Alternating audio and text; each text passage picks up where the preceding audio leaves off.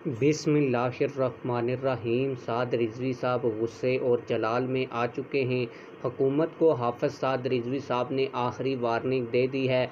आखिरी वार्निंग क्या है? हाफ़िज़ साद रिजवी साहब ने अपने ताज़ा तरीन बयान में क्या कहा है, ये आज की इस वीडियो में आप लोगों को बताऊंगा। लेकिन वीडियो शुरू करने से पहले आप लोगों से यही गुजारिश है कि वीडियो को लाइक करें, चैनल को सब्सक्राइब करें ताकि हमारी हर नई आने वाली वीडियो आप लोगों तक बर वक्त पहुँचती रहे।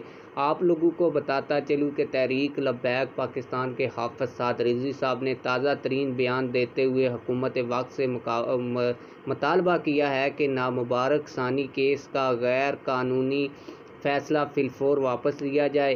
फ़ैसला देने वाले चीफ जस्टिस फ़ाइज़ ईसा को ओहदे से हटाया जाए। फ़ाइज़ ईसा का नाम ECL में डाला जाए।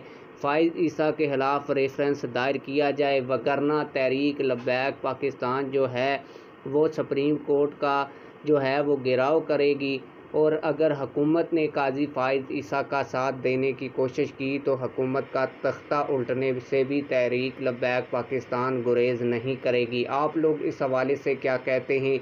कमेंट सेक्शन में हमें अपनी राय से ज़रूर आगाह कीजिएगा। मिलते हैं किसी और वीडियो में। अल्लाह हाफ़िज़।